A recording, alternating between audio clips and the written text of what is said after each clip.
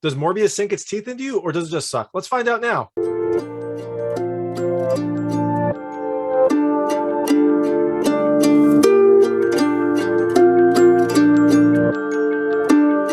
Hey everyone, this is David Stark from Watcher Pass. Today I'm talking to you about Morbius, which is coming to theaters on April 1st, 2022. It is the newest movie in the, I guess, Sony cinematic universe, but you can basically think about it as the universe that has Spider-Man. This is Sony's next film. It stars Jared Leto as Dr. Michael Morbius, who, I don't know if you've seen the posters, he is a doctor and also a vampire. Like I said, the film is coming to theaters on April 1st, 2022. So my hot take is I actually think you should pass on it. I liked the acting, I liked the music, and it was an interesting concept, but I don't know, the execution just didn't do it for me. The effects were a little bit too much, a little over the top. They really took me out of the whole experience. And the story was a bit slow, and the motivations for some of the characters weren't that great. And then also there were some horror elements that just weren't really well done. So, look, it's a tough call because this is a foundational movie for like the Sony cinematic universe. Sony is clearly trying to build out their world and get more and more characters into this, collection of movies that they have. And there are references to other movies in this film. So I think it will be a foundational movie that you might want to watch if you want to kind of keep tabs on things. But like saying on its own, I just didn't really like it that much, which is weird because I was very much expecting to like this. It's a vampire movie and a superhero movie all in one. Like, why wouldn't I like this? Well, I'll tell you a little bit more right now. I'll tell you a little more of the film, a few things I liked, a few things I didn't like, and go into the ending. So as you can imagine, there will be spoilers. I will try not to do that many spoilers until the ending, but there will be some spoilers just to kind of talk about things in the film. So if you don't want to know what happens in the movie, turn this off now and go see it when it comes to April 1st, 2022, or don't. My recommendation was pass on it, so or don't. But if you don't want to know anything about the film, turn this off now. So in Morbius, you have Dr. Michael Morbius, who is played by Jared Leto. He is this brilliant doctor. He's an expert in blood-borne diseases, and he has revolutionized medicine by creating this like fake blood because he himself has a blood disorder that requires blood transfusion. So he is obsessed with blood. He had created blood in his work, but he is currently working on trying to find a cure for his own rare disease. It causes him to, I guess, be a little bit more frail. He can't really move as well, and he needs blood transfusions 3 times a day or else he dies. A big burden. He's kind of constantly in pain. He doesn't really seem to love life. So he is trying to fix this, and by doing some very dangerous experiments, one of which involves fusing some bat DNA, some vampire bat DNA into human DNA to kind of make a hybrid. The idea is that vampire bats, I guess, create this anticoagulant that is something that his body can't produce. That's part of his disease. So he's hoping that by using their DNA, he'll be able to create something that will let him no longer rely on blood transfusions and kind of be able to live a normal life. But it's a superhero movie. As you can imagine, it doesn't go well. It doesn't go as planned, and he ends up being this kind of like vampire hybrid, like very much like a vampire. He has a lot of vampire aspects, though none of the like real vampire downsides. He can be out in the sun. He's not afraid of crosses and holy water. I didn't see any garlic, but I assume he's probably fine with garlic because he was in a diner. I assume that there'd be garlic there. So he kind of has all the pluses, no negatives, except he needs to drink blood. That's how he sustains himself. He's now like has vampire bat DNA in him, so he has to drink blood, and that causes a moral conundrum as well. So things I liked about this movie. First is the acting.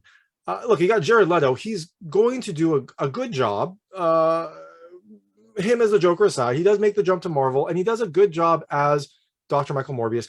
And what was really impressive is he does some really crazy transformations for this role, especially when he's like getting the first treatment. His body is just completely different. It looks, he's lost a ton of weight. He is like skin and bones. So he completely transforms for this role. Now, I don't know if I think it was probably him. I don't know if it was CG. Maybe it was CG. Maybe he didn't actually lose that much weight because there was a lot of CG in this movie. But overall, like I think he did a good job. And when he's moving around with his disorder, I think it looks really good too. Like he definitely has 2 distinct personalities. The Dr. Michael Morbius when he has this disorder, and then the like Morbius character after he's kind of overcome it.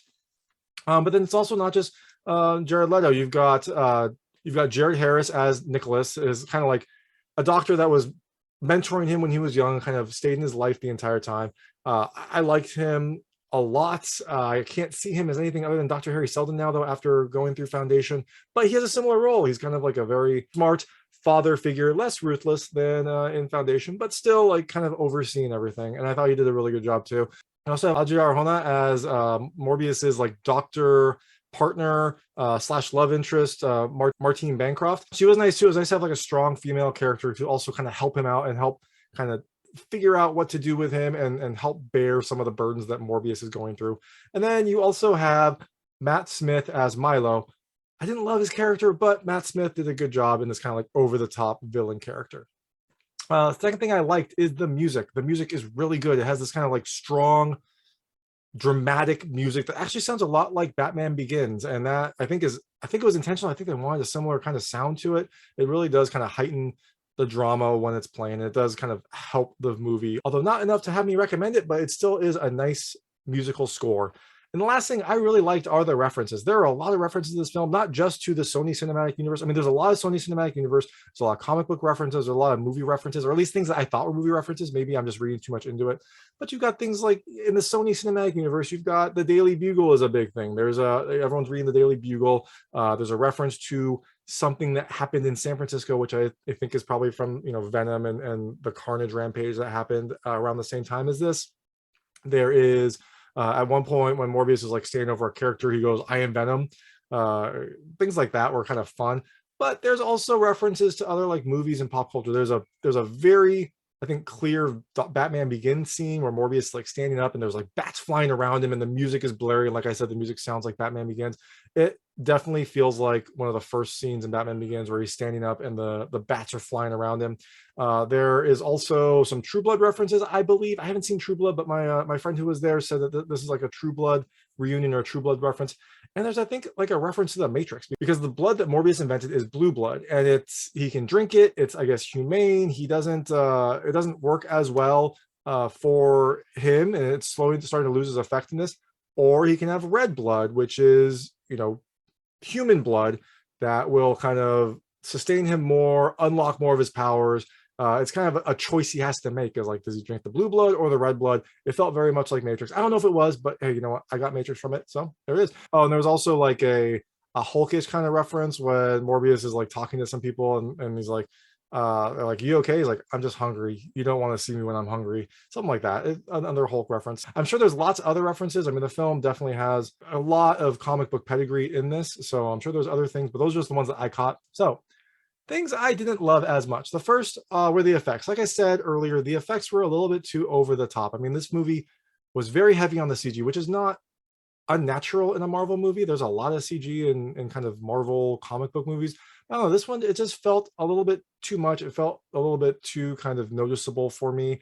Maybe it's because Morbius's character in this movie is supposed to be kind of like based on science, like he splices DNA. So I expected maybe a more natural transformation. And then when it actually happened, he had this like bat face, this like bat hybrid face, and he started moving super fast, and there was like a mist that flew behind him. And then he was able to kind of like fly, and the fights were very over the top, like all around, clearly CG, with these like slow motion moments that just kind of highlighted how ridiculous these characters look.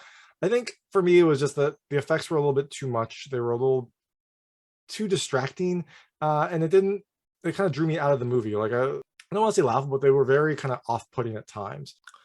So the second thing I didn't love is the story. And, it's strange because the story, even though it has these exciting fights, felt a little slow to me, because a lot of it is kind of Morbius dealing with his blood issues and trying to like figure out what to do.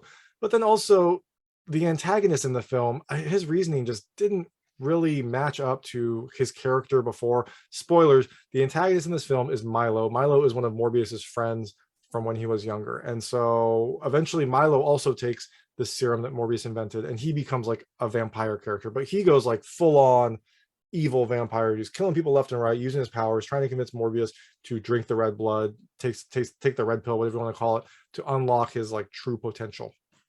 And this felt like a very abrupt character shift for him. So he went from like this concerned person who had like, I don't know, he felt a little shady, but not too shady, to like this mass killer. And then also his justification for a lot of this stuff was, I want Morbius to unlock his power, and I guess we'll be super vampires together.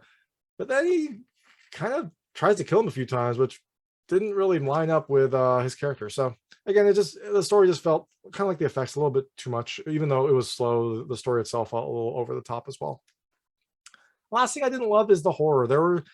This was a movie that could have some horror elements. Like you've got a vampire, you've got some stalking type instances, you've got some scary moments, but it just didn't do it for me. Maybe it's because the effects were too over the top, so I couldn't really get into the horror. But when there were scenes that were supposed to be tense, it just didn't have it for me. It didn't really feel tense.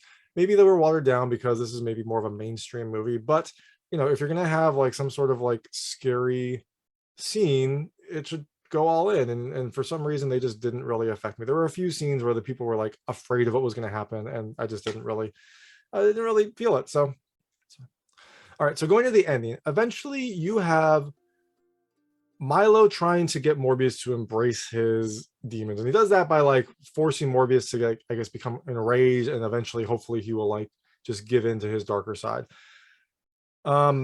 So Milo does this. His justification, I didn't love it. Again, this is part of the story thing. His justification was like, they lived their entire lives afraid of death because they need these transfusions to die. So why shouldn't they make other people fear death as well? Like, he is death, so he is going to like give them the fear of death. It felt silly. It felt like if you're going to be like a power hungry person, just be a power hungry person. That's fine. But don't like try to justify it that way. So Morbius and Milo fight, and they end up in a subway, and Morbius has to get away. And then he starts to kind of like feel the airwaves of the coming train, and all of a sudden he can start flying. He can like glide on airwaves, even though like his body doesn't change. He just like can do it, which again, that was kind of weird. Like if he had like some sort of apparatus, like maybe he like sprouted wings or something, that would be different. But he was just like, all of a sudden now he can glide because he has bat DNA. Also, the subway had live cameras in there, and they were clearly fighting, and Milo's character killed some police officers in that subway. So you would think that they would at least at this point know that Milo was the person. I don't know. I guess they didn't check it, or maybe the subway didn't have the cameras, although I can't imagine it didn't. So again, this is one of those like convenient things in the story that didn't really add up. Anyways, Morbius escapes, and he goes to a diner to meet with Martine. And at this point, he is on the cover of the Daily Beagle. He's on the cover of the main newspaper in this world as like Dr. Morbius killer. And he's in the diner like with his hood off, just like eating. And I was like, you are like a very wanted person for murder. Someone is going to recognize you. This is not a good idea. He should have at least had his hood up during this or something. I guess maybe he didn't want to be covered up for this scene. Anyways, so Morbius then has Martine help him create this serum. It's this shot that I guess affects the iron in the blood, and it's essentially going to be lethal to him and Milo. It's going to be lethal to vampires. It's lethal to bats. It's going to be lethal to him. He makes two, one for Milo and one for him. Now Milo, meanwhile, confronts Nikolas and like gets angry at him because he wanted to be the favorite, and he thinks that Nikolas likes Morbius the most, and so he kills Nikolas. I think part of it is to unlock Morbius' potential, but part of it is like, I guess, father issues. And so he kills Nikolas.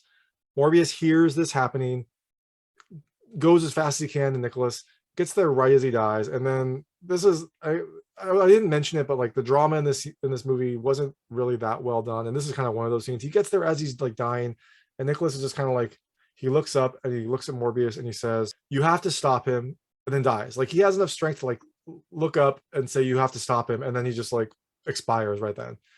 It felt a little, it felt a little hammy. It felt like a little, too perfect of timing. Anyways, so now Morbius is with Nikolas. He hears echolocation, and he hears Milo with Martine. Like essentially, they went opposite directions. Morbius went to Nikolas, and Milo went to Martine. So Morbius uses the echolocation and his new flying abilities to like bolt over to where Milo is, but Milo slits Martine's throat before that happens. And so Morbius gets there again too late after it happened, and he's standing over her. She's still alive, barely. She's expiring, and she says, "Make it mean something. I can help you."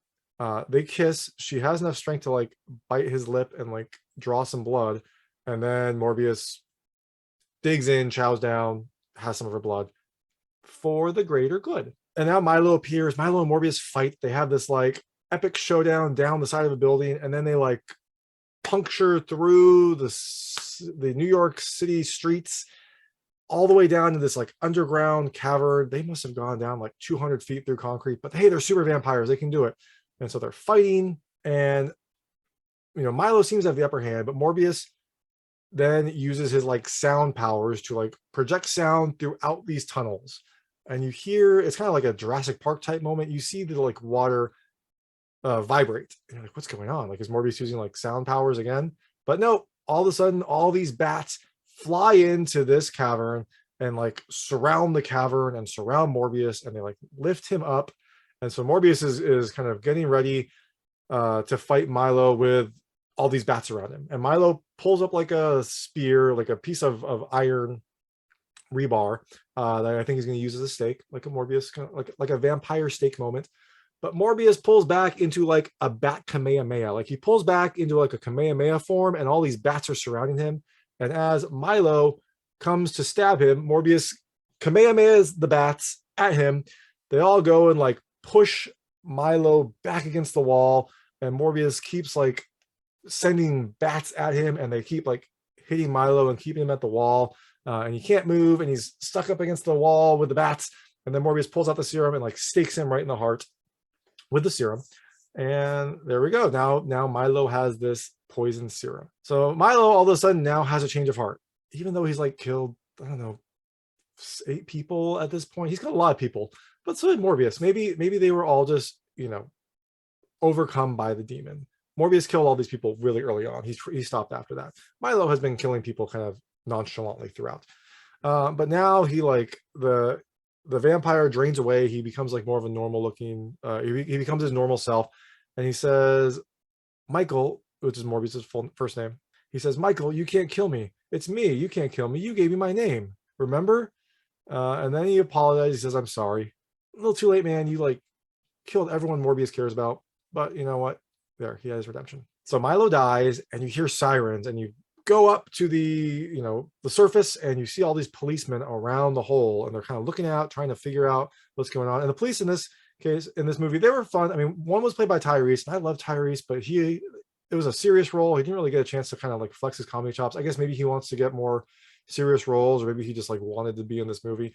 It just wasn't great. Like I would have loved to have him be a little more over the top, but he was more of the serious cop, and the other cop was played by Al Madrigal, who was very funny.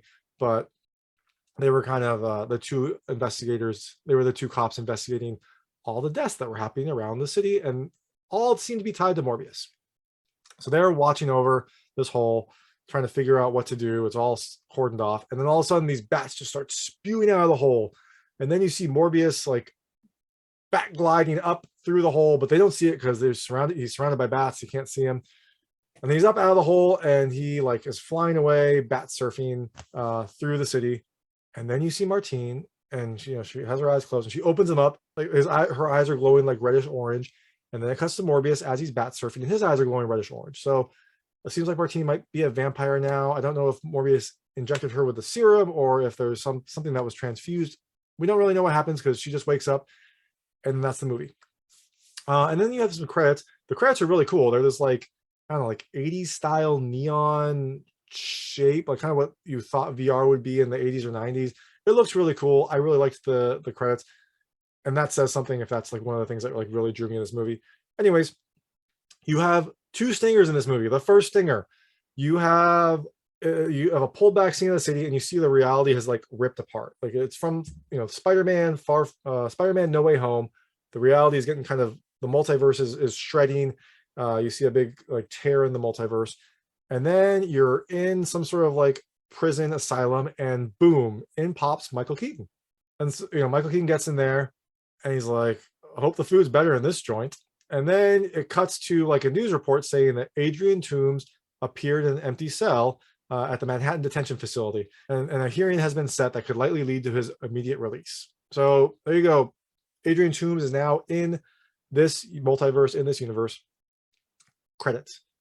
Stinger 2, you see a car driving, and you see Morbius driving that car. He drives out kind of into the middle of nowhere. His GPS kind of has him just going out into the middle of nowhere. He stops, gets out of the car, and you see someone flying in like in a mecha bird suit. And they stop, and you see the Vulture appear. And so the Vulture is Michael Keaton. I guess he got it really quickly. Says, not sure how I got here. It has to do with Spider-Man, I think. And then he kind of tries to recruit Morbius. He says, I think a bunch of guys like us should team up and do some good. So I think it's the start of the Sinister Six storyline. They're going to try to like gather them together for a future movie. We'll see what other movies are coming out that will, feed into this. I don't know, maybe they'll release that movie first and have some other backstory movies later. I don't know, but you can clearly tell that Sony is going to try to keep building out this universe. And generally, I like that, right? I liked Spider-Man. I like Venom. I didn't love this movie, but hey, you know what? More superhero movies are great, and maybe the next one will be better. So that is Morbius. Like I said, I think you should pass on it, but it is also a foundational movie in this kind of universe. So you're probably going to want to see it eventually anyways. And it's coming to theaters on April 1st, 2022. And thanks so much for watching. If you liked this review, please like and subscribe to this channel. It helps me a lot. Make sure all my new content goes straight to you. Thank you.